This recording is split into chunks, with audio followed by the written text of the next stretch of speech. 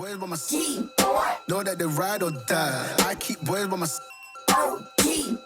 Day we hustle, but the night we OG boy. Know that they ride or die. I'm a OG boy. Know that they ride or die. I keep boys by my side. Know that they ride or die. I keep boys by my side. Day we hustle, but the night we boys by my side.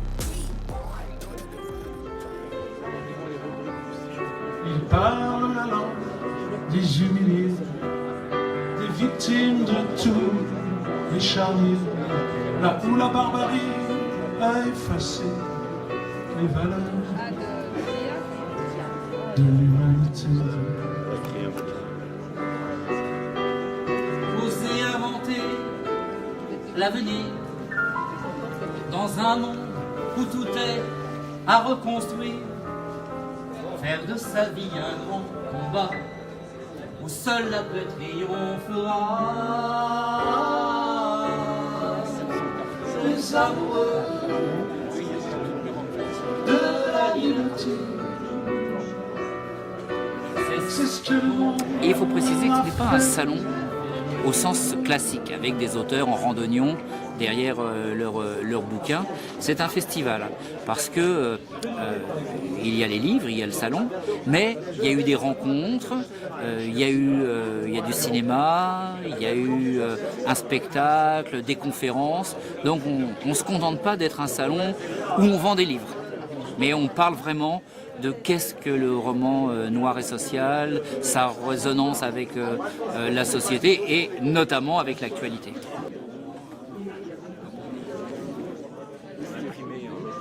Un petit 4 pages avec des petites, sur les dernières choses. Sur l'enveloppe et dans le 4 pages, on a écrit voulez-vous savoir comment est vraiment mort à Paris. Le roman noir et social, noir parce que c'est un peu un hommage au peintre Soulages. Soulages qui voit tout en noir. Et social parce que on ne peut pas faire de la littérature dans le 8e arrondissement pendant quelques chapitres. Il y a un moment où on va s'ennuyer. Je ne sais pas si vous avez été dans le 8e le matin à 10h, il n'y a pas grand-chose qui se passe. Voilà. Donc le social, il faut que ce soit quand même dans des endroits où les gens vivent.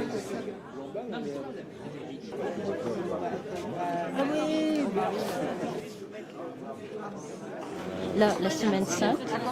Ah bon, on les a tous? Ouais. Celui-là, on l'a pas, mais c'est le numéro 3.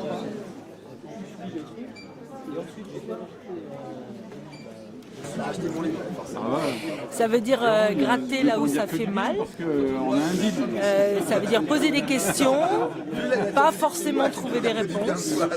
Et embarquer le lecteur dans une histoire dont il ne sortira pas indemne. C'est une forme de lumière. Oui, je suis plutôt du genre à croire qu'il y a de la lumière au fond du tunnel parce que je suis assez optimiste. En même temps, il faut vraiment y croire, quoi. Il faut vraiment le vouloir parce que parfois c'est vraiment noir.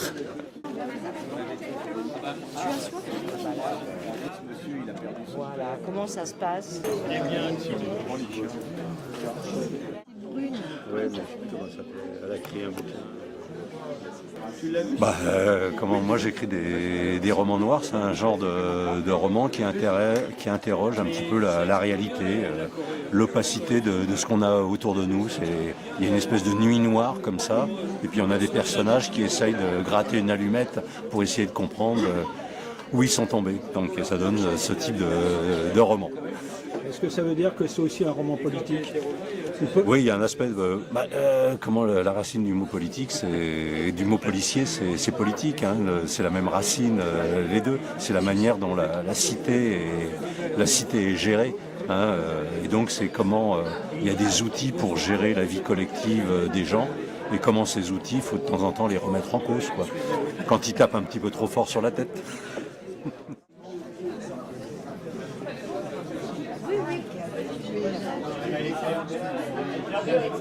Bonjour.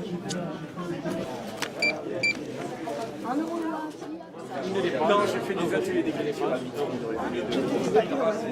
Alors lui, il essaye 2-3 fois. Là, c'est un interview. D'accord, voilà. Je t'en prie. Voilà. Le roman noir et social, ben, pour ma part, ça fait partie de la vie, ça fait partie de la lutte, ça fait partie de la société, et c'est des gens qui combattent pour un monde plus juste. Alors bon, avec l'écriture, ben, on combat avec nos mots, on combat avec notre plume, notre savoir-être, et puis apporter aux autres, à nos citoyens, à nos contemporains, quelques pistes pour se sentir mieux dans la société, quoi. Moi, je suis musicien, donc j'ai la chance aussi d'avoir pu ici, au premier festival de romans noir et social, d'avoir fait un spectacle avec mon ami Antoine Blossier hier soir. Quand tu vois des chansons qui parlent de liberté, qui parlent de fraternité, on va dire, c'est des mots qui ont du sens, le public aime ça, quoi.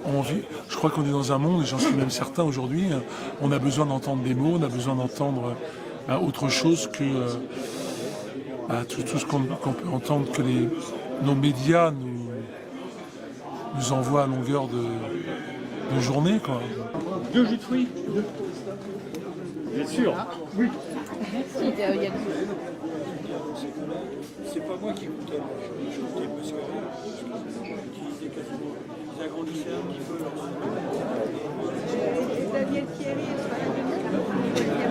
Non, au moins une fois par an. Donc moi je faisais quand même des trucs un peu, même si c'était très populaire, je faisais des trucs pas normatifs, quoi. Moi ma série sur les éducateurs, là, les monos, tu pourrais plus faire ça, même ça tu pourrais plus le faire, quoi. Ah là, putain, j'ai fait 1 heure là-dessus hier soir, donc c'est un grave problème. C'est une des branches du roman populaire qui s'occupe de ce qui se passe autour de nous dans le monde. Voilà.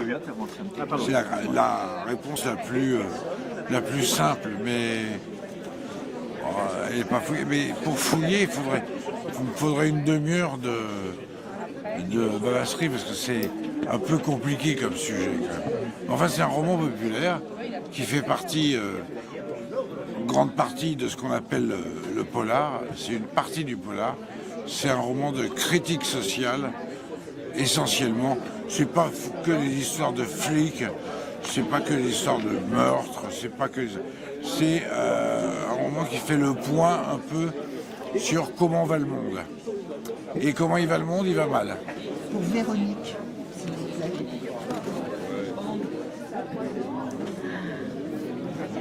Non, c'est mais ça va, oui, déjà acheté. Ah oui, non, mais c'est pas que moi.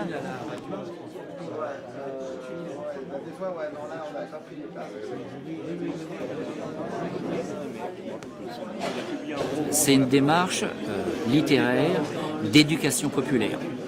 Alors voilà, dans l'éducation populaire, on est à la fois dans l'éducation, dans la culture, d'en faire comprendre les enjeux aux gens et éventuellement leur donner les moyens d'agir sur leur quotidien. Donc oui, c'est politique, mais au sens de gestion de la ville, quoi, au sens de gestion de la cité. C'est pas politicien. À une réserve près, c'est que le roman noir et social se situe